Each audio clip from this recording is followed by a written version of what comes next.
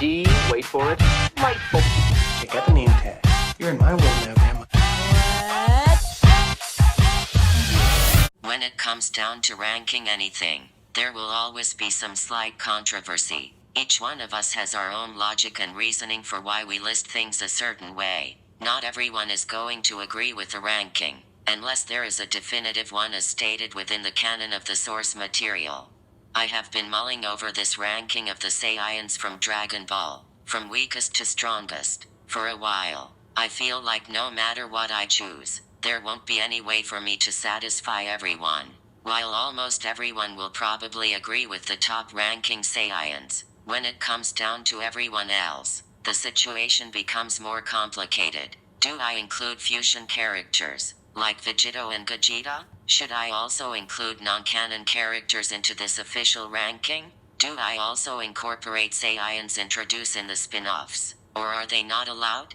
After thinking about it for a while, I concluded that I will leave out all the fusion characters. I never like seeing fusion characters officially counted as their own characters, since they aren't real characters in the first place. They're an amalgamation of two existing characters, and I think I should just include those two characters separately. I will also include non-canon characters, but I will strictly focus on the non-canon characters that have been animated, and had significant roles. I know these rules are arbitrary, and no doubt will upset some fans. Just know we are all fans of the same thing, and these are just opinions.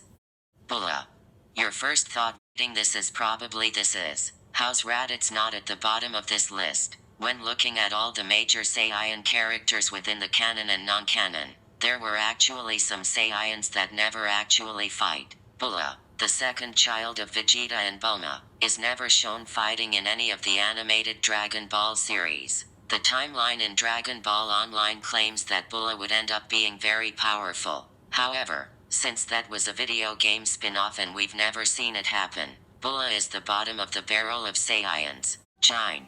What? Still no Raddatz. Patience. Despite how weak Raddatz is, he at least went around conquering planets and stuff. His mother Jain, on the other hand, hasn't even done that. Jain, Goku's and Raddatz's mother, was made part of the official canon with the Dragon Ball minus manga and the upcoming Broly movie. Saiyan society may have been barbaric, but Jain was one of the few non-violent Saiyans. She was kind and compassionate, a rarity among Saiyans. While Goku's lack of violent tendency is often attributed to his amnesia, he may have actually inherited it from his mother. Bardock's Planet Elite Force. Bardock, the father of Goku and Raddatz, was part of an elite force of Saiyans. Their job was eliminating an entire planet's population and giving it to Frieza. Though Bardock is at least somewhat formidable. How much? You'll see later. His mates, not so much. They were able to conquer planets together and bring fear throughout the universe. With that said, all but Bardock were slain by Dodoria, and Dodoria is not very strong. Does that make them weaker than Raddatz? Well, Bardock's elite force did lose pretty pitifully against Dodoria, so I'm going to assume, yes, Raddatz. Congratulations Raddatz, you are not the worst Saiyan to appear in anything animation related. He is stronger than Bulla, who's been mostly portrayed as a kid teen, his mom, and Bardock's elite force. The last part is actually a big maybe on my part, and I am only conjecturing on that. Joking aside, fans often forget how big of a threat Raddatz was when he first appeared. He was so strong that he forced Goku and Piccolo to team up, and those two were considered to be the strongest on Earth at that point. Raddatz isn't so bad after all. Paragus. More speculating on my part.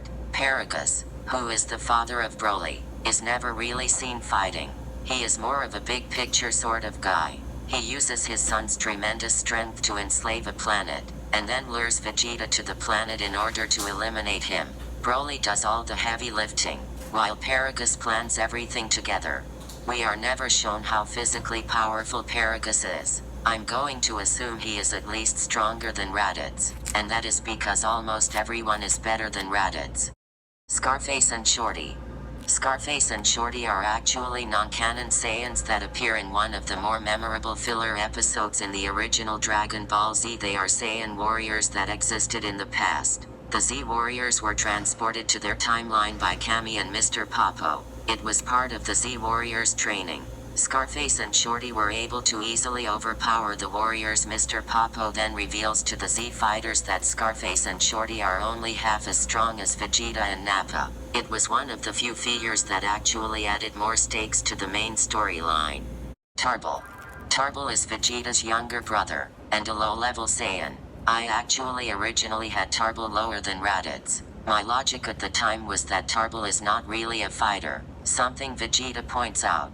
Even though he isn't much of a fighter, Tarball was able to hold off against the villainous aliens, Abo and Kato. According to the Dragon Ball wiki, Abo's and Kato's strength are equal that of Frieza. Who am I to argue against the almighty fan wiki? If Abo and Kato are that strong, then Tarball can't be that weak.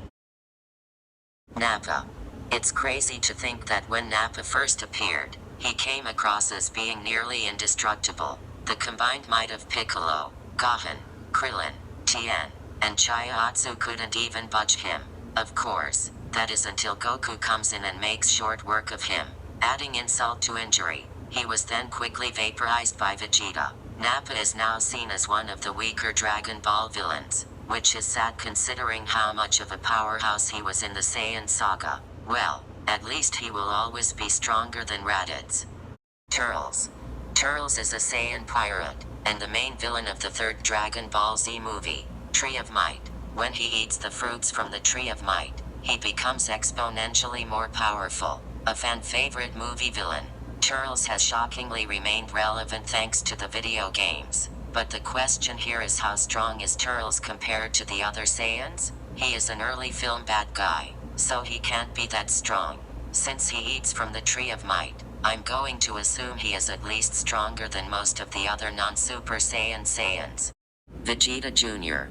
I face a conundrum when it comes to the final episode Dragon Ball GT. Should I include Vegeta Jr. on this list, even though we hardly got to see the character at all? And if I do include him, should I include his mother as well? She's part Saiyan too, yet all she did was cheer for her son on the sidelines. I decided to just include Vegeta Jr. in this list, since his appearance was very memorable. I'm going to presume Vegeta Jr. is more powerful than the previously mentioned Saiyans on the list because he can turn into a Super Saiyan.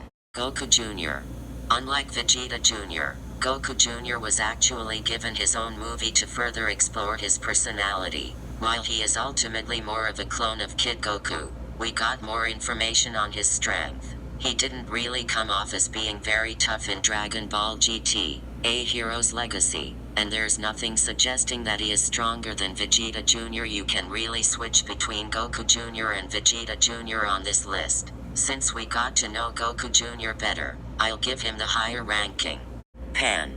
Pan's placement on this list was the most difficult to decide. In Dragon Ball GT, Pan was often overcome by most adversaries, yet she was still able to keep up against foes that were apparently stronger than Majin Buu. We never got to see her be particularly powerful, and she never even turned into a Super Saiyan. With that said, I chose to rank her this high because she was able to face off against enemies like General Rildo and Baby, and survive. Not only that, but she can also already fly in Super, even though she's a baby. Goten. Goten is probably one of the least interesting half Saiyans in the franchise. Goku's second son really didn't amount to anything. Sure, he can transform into a Super Saiyan, and he is without a doubt one of the most powerful kids out there. However, he rarely does anything of vital importance. He and Trunks are supposed to have equal strength, yet I almost always rank Kid Trunks higher in any list I make. Not only is Kid Trunks more interesting, but he has also clearly beaten Goten in the World Martial Arts Tournament during the Majin Buu saga. Kid Trunks. Kid Trunks has always been a more interesting character than Goten, even though both of them just have the naive little kid personality. Maybe it's because future Trunks exists, so there is just something about Kid Trunks that makes you prefer him over Goten when it comes to strength. There is actual proof within the anime that Trunks is more powerful than Goten during the World Martial Arts Tournament in the Majin Buu saga. Trunks was able to beat Goten in the finals. It was a technicality, though, since Goten simply went out of bounds. Bardock. This is another complicated one. Bardock, the father of Goku, is one of the franchise's most popular characters. From his cool persona and tragic story, Bardock probably best exemplified the Saiyans' barbaric nature. He conquered planets for Lord Frieza and had little remorse for it. When it comes to strength, Bardock wasn't that strong. Nonetheless, in the episode Bardock original animation, Bardock was shown capable of turning into a Super Saiyan. Episode Bardock is a pretty mediocre OVA, though at least it made Bardock an official Super Saiyan. Whether or not it's canon doesn't matter. It was animated, so I'm counting it. Future Gohan. Honestly, I wasn't going to include Future Gohan in this ranking. He had a significant role in Future Trunks' backstory, though oftentimes I just think of adult Gohan when I think of Future Gohan. I realized that since I was including Kid Trunks and Future Trunks as two separate Saiyans on this list, I feel like it is fair to have Gohan and Future Gohan be two separate entries on this list as well. Future Gohan would fight against villainous versions of Androids 17 and 18 for years alone, ultimately succumbing to their attacks. Kappa. Now we are getting into the Universe 6 Saiyans. The Saiyans from Universe 6 are quite different from the Saiyans in the main Dragon Ball universe. They are a more peaceful race and fight for the side of justice. Kappa was the first Universe 6 Saiyan introduced. A more frail-looking Saiyan, Kappa is a gentle one who grew to admire Vegeta. He would quickly learn how to transform into a Super Saiyan, and pass on that knowledge to Caulifla and Kale. He then transforms into a Super Saiyan 2 during the Tournament of Power. Caulifla. The leader of some sort of Saiyan outlaws, Caulifla has caught fans' attention the moment she was introduced. Not only was she a full-blooded Saiyan woman, a rarity among the franchise, but she was also the first female Super Saiyan within the show's canon. While many have issues with how she kept getting more powerful, she was undeniably one of the more powerful Saiyans introduced during the Tournament of Power. Side note, Caulifla has a brother who was briefly shown in the anime. I'm not going to include him because he didn't really do anything of real significance. Kale. I rank Kale as the strongest non-fusion Saiyan from Universe 6 for the simple fact that she is capable of turning into a Super Saiyan Berserk. Kale is essentially a female Broly, except considerably less villainous. When she loses control of her powers, she becomes a hulking being that cannot be stopped. Her Berserk form is identical to Broly's legendary Super Saiyan form from the movies. When she is in Berserk form, she isn't able to control herself. Her rampage was so mighty even Jiren, the strongest warrior in the Tournament of Power, needed to step in to quell her anger. Future Trunks. Where Future Trunks stands within this ranking is kind of dubious. He is certainly one of the strongest Saiyans on the shows, yet how high should he be? His Super Saiyan Rage mode he unlocks during the Goku Black arc is never properly defined, and we never really understand how powerful he really is. Despite that, he was able to keep up with some of the series' most powerful characters. He was able to keep up with Super Saiyan Blue Goku and Vegeta and was able to hold off against Zamasu and Goku Black. Gohan. Admittedly, Gohan hasn't had many standout moments within the franchise ever since he defeated Cell at the end of the Cell games. He becomes almost completely domesticated by the time Dragon Ball Super starts rolling. He quickly starts training again after losing to Frieza and became an important asset for Team Universe 7 in the Tournament of Power arc. Not only was he able to eliminate some strong enemies, but he was also able to keep up with his father and Vegeta in terms of power. It's suggested that Gohan has the biggest potential out of all the characters. Vegeta. It's hard to imagine Dragon Ball without Vegeta. The one-time antagonist has essentially become the co-protagonist of the entire franchise. Many fans see Vegeta as being the second mightiest character in the series, only behind Goku in terms of strength. However, going over research for this ranking, I've actually come up with a few other Saiyans that can surpass Vegeta. It may be blasphemy to suggest that there are other Saiyans stronger than Vegeta, but ranking these other Saiyans higher simply made more sense to me. Cumber. I generally try to avoid adding a lot of spin-off characters, and I even excluded fusion characters. Despite that, I still chose to include Cumber on this list. He is a Saiyan from the ancient past who was introduced in the Dragon Ball Heroes arcade games and later appears in the anime. Both Goku and Vegeta needed to team up to stop him. It may be a weird choice to have a character like this so high, but he has appeared in animation, and he is shown to be capable of facing against Goku and Vegeta at the same time. Goku.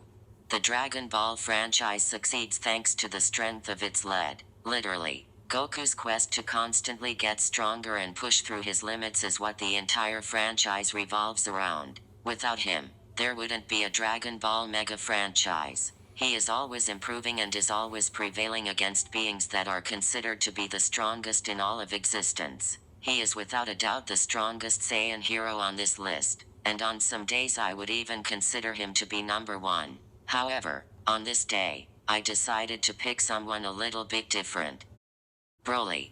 Yes, I know. Having Broly as the strongest Saiyan on this list may prove controversial to a lot of fans. Nonetheless, with all the information I have, it makes more sense for Broly to be higher than Goku and Vegeta. With the trailers of the upcoming Broly film, Goku and Vegeta are being overpowered by an unstoppable Broly. Broly has always been a character that no single character can defeat. Even Goku needed the strength of his friends to beat Broly in the latter's first appearance. It just makes sense for him to be number one.